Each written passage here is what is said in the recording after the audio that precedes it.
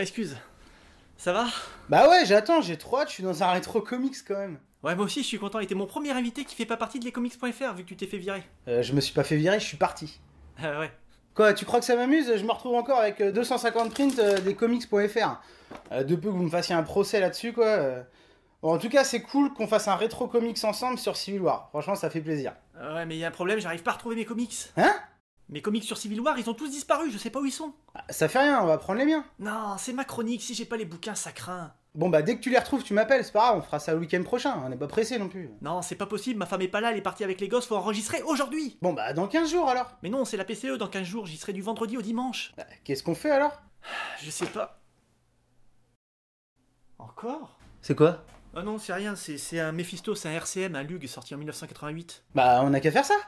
On avait dit qu'on faisait Civil War. Eh mais attends, mais pas bête, en plus il y a plein d'équipes là-dedans, il y a les 4 Fantastiques. Les 4 Fantastiques, créés par Stan Lee et Jack Kirby dans les années 60, sont une équipe de super-héros qui luttent contre les ennemis du mal. Eh, il y a les X-Men. Les X-Men, créés par Stan Lee et Jack Kirby dans les années 60, sont une équipe de super-héros qui luttent contre les ennemis du mal. Et il y a les Vengeurs. Les Vengeurs, créés par Stan Lee et Jack Kirby dans les années 60, sont une équipe de super-héros qui luttent contre les ennemis du mal. Eh ben, ça doit être difficile d'écrire tes chroniques. T'imagines pas le boulot que c'est. Bref. Qui est Mephisto? Mephisto est une création de Stan Lee et John Buscema. Il est apparu pour la première fois dans le Silver Surfer numéro 3 en 1968, et c'est un peu le diable du Marvel Universe. C'est lui qui va choper un peu toutes les âmes, tu vois. Ok Marv, t'assures. Et justement, dans ce RCM, Mephisto veut une âme bien précise. Mais pour cela, il va devoir ruser comme tout bon diable. Mephisto capture d'abord un à un les 4 Fantastiques. Pour les attirer, il fait croire à la chose que dans un excès de colère, il a tué la Torche. Hop, en enfer. Puis la Torche croit qu'il a perdu le contrôle de son pouvoir et tué des gens. Hop, en enfer. Puis Red Richards fouille dans un sac de la poste. Hop, en enfer. Hein? Puis Jane Richards fait tomber de l'huile sur le feu. Hop, en enfer. Non mais c'est n'importe quoi. Bah, c'est un peu tiré par les cheveux le scénario d'Al Milgrom, hein, mais les dessins de John Buscema sont assez inquiétants pour qu'on rentre dans le truc sans trop se poser de questions. Un peu comme un film d'horreur avec une ambiance assez flippante. C'était gamin? Ah non, ils sont pas là. Ouais, bon. Il a l'âme des 4 Fantastiques, et du coup, qu'est-ce qu'il fait avec? En fait, il peut garder que celle de Jan. Et pourquoi? Parce que c'est de la magie, ta gueule. C'est bien ce que je dis, c'est n'importe quoi. Il sera ensuite chez Factor X, qui était composé à l'époque des premiers X-Men, c'est-à-dire Cyclope, le Fauve, Angel, et tu vois où je veux en venir? Pas du tout. Et Jean Grey! Le Phénix! Le Phénix, Marv! Ah oui, ouais, ça me dit vaguement quelque chose. Ça te... Mais je croyais que t'étais un expert en Marvel! Ah, moi tu sais, c'est plutôt les personnages secondaires. Hein. Tiens, pose-moi une question sur Howard le canard.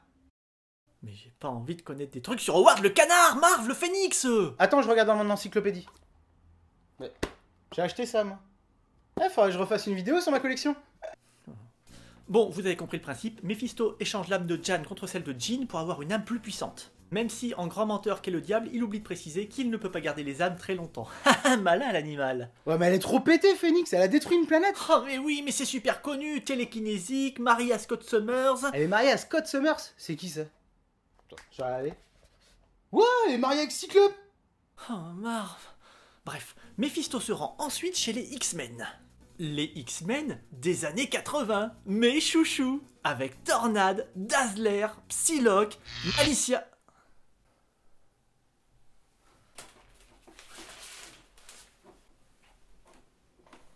Ok. Et ben voilà. Ok, je sais pas combien ça coûte. Super. Bon bah... Les X-Men des années 80 avec Malicia, mais surtout Serval. Je connais pas lui non plus, non.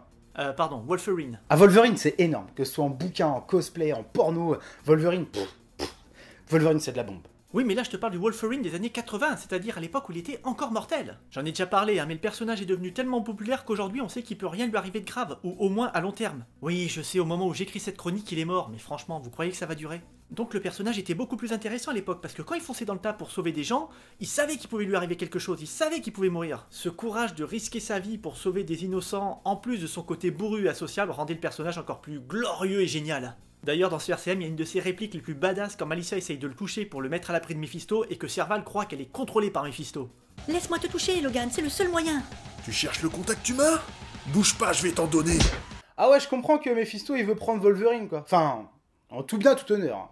Eh ben non, il prend l'âme de tout le monde par la force, sauf celle de Serval qu'il considère comme une âme animale. Wolverine ne serait donc pas un mutant? Ouais, ceci dit, je comprends qu'ils prennent plutôt l'âme de Tornade, quoi. Une déesse humaine, quoi. Non, en fait, il prend l'âme de Malicia. Mais pourquoi Malicia? Eh ben, comme je te l'ai dit, il a bourriné, il a pris tout le monde, mais il y a que l'âme de Malicia qui reste coincée dans son royaume. Attends, t'es en train de me dire que s'emparer de Jean Grey, et donc de Jane Richards, Ouais... ça servait à rien puisqu'il peut prendre les âmes de force? Ouais... Et si c'est l'âme de Malicia qui reste par pur hasard, c'est-à-dire que le mec, il avait pas de plan précis, quoi. Ouais, en gros, il se pointe chez tout le monde, et puis il vient foutre sa quoi. Oh! Eh, c'était quoi, ça? Pas de gros mots dans mes comics. Ou alors très rarement. C'est pour ça que j'ai mis un beeper anti-chromo. Putain, ça fait chier! Oh, en même temps, moi aussi, j'en ai mis un, hein, mais pour les trucs bien sales, quoi. Ah bon? Vas-y, essaye! Couille. Bite. Ça va, c'est tolérable. Essaye plutôt avec le mec déguisé en chauve-souris, là. Le mec déguisé... Batman? Ah, ok. Ah, rien que de l'entendre, ça me... Berk.